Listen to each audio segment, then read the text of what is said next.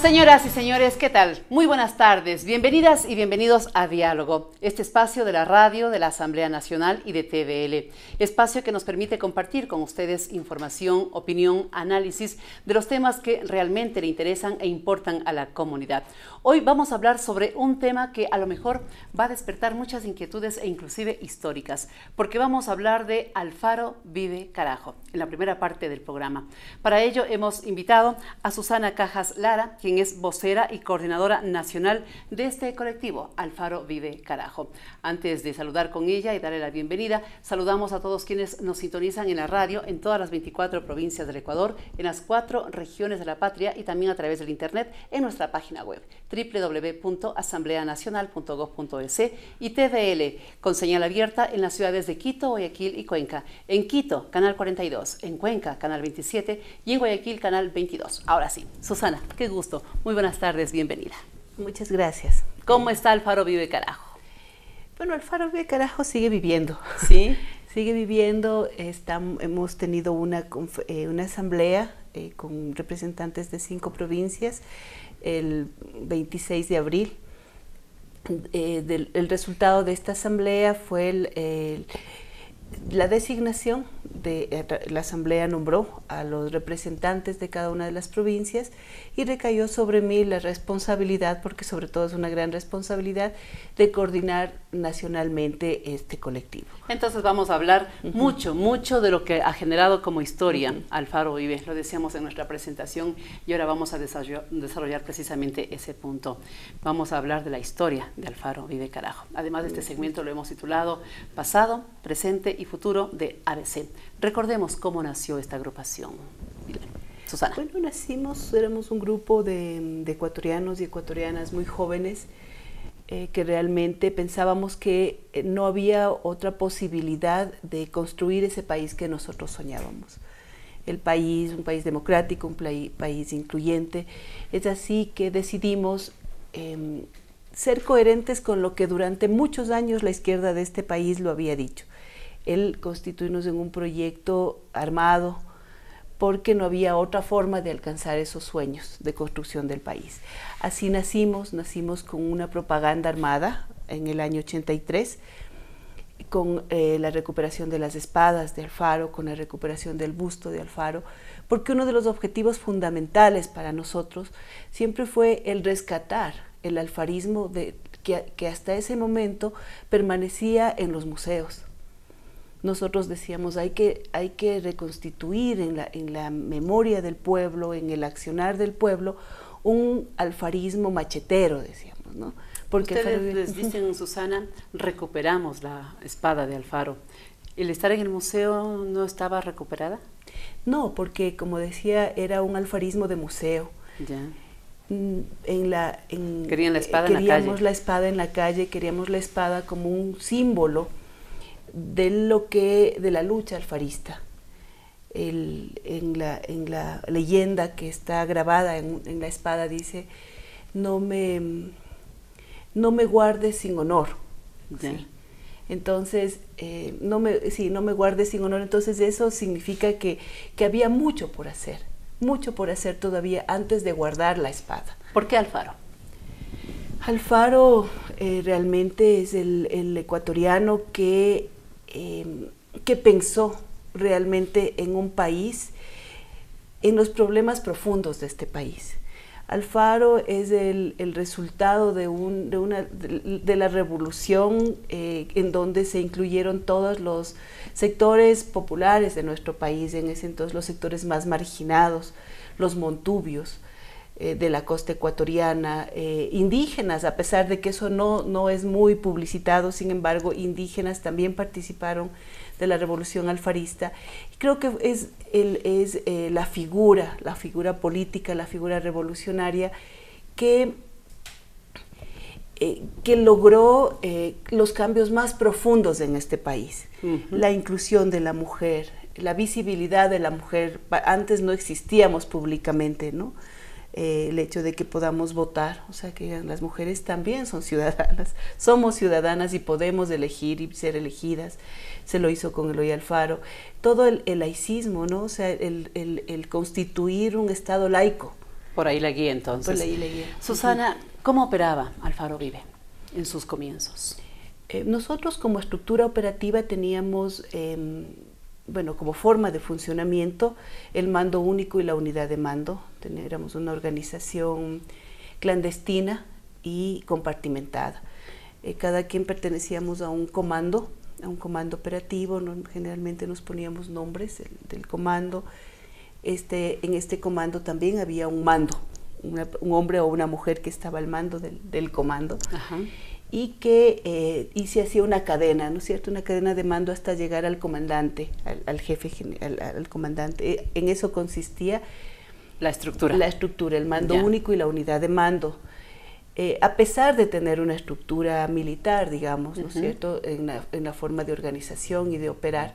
Sin embargo, nosotros también teníamos mucho debate, mucha reflexión política, después de las cuales se tomaban las decisiones.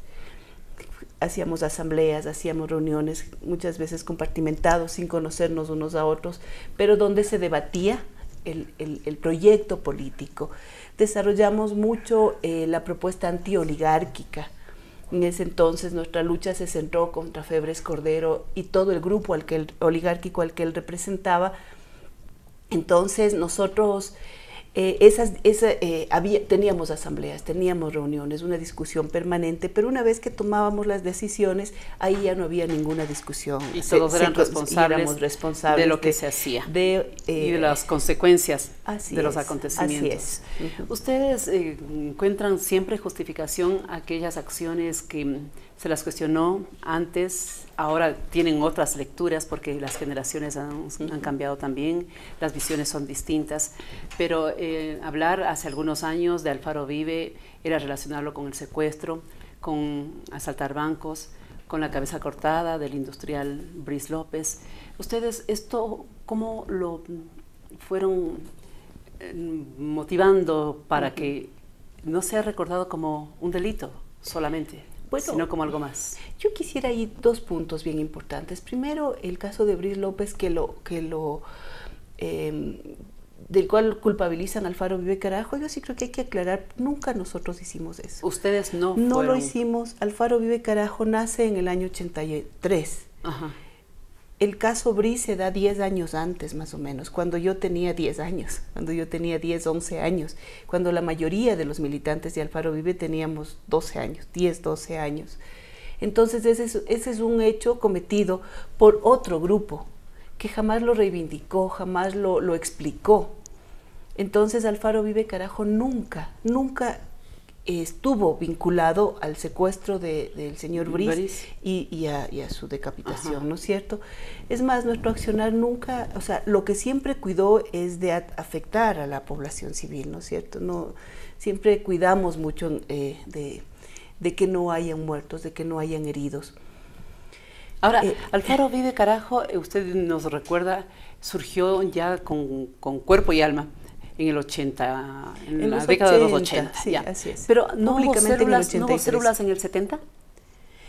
Aquí hubo una serie de intentos de constitución de una guerrilla y de un movimiento armado, ¿no es cierto? El caso de la guerrilla del Toachi, que fue pública, digamos, ¿no es cierto? Donde estuvieron algunos personajes conocidos como Freddy Ehlers, por ejemplo. Jaime Galarza, algunos que intentaron hacer una guerrilla en ese entonces. Después, algunos intentos que no salieron a la luz pública, pero de organizaciones, de personas que estaban construyendo. Ahí se jugaban algunos análisis, algunas interpretaciones de cómo se debía construir la organización.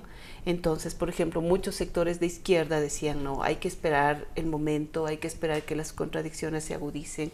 Tal vez el mérito de Alfaro Vive Carajo es haber hecho algo que durante muchos años en sectores de la izquierda querían hacerlo, decían, hay que hacerlo, hay que esperar el momento, y nunca se lo hizo. ¿El secuestro, los asaltos a los bancos, eso sí fue ya acciones de Alfaro Vive Carajo? Así es, nosotros realmente en el caso de los asaltos a bancos nosotros hablábamos de recuperaciones, que esos recursos nunca sirvieron para un interés personal, nunca para una persona, sino realmente para ir fortaleciendo, haciendo los operativos, el ir construyendo la organización. En ningún momento las recuperaciones a los bancos afectaron a los clientes, nunca. O sea, eso afectó a un sector financiero que tenía miles de utilidades, millones, como ahora se lo está demostrando. Entonces, sobre eso nosotros tenemos una explicación bien concreta y clara, ¿no es cierto?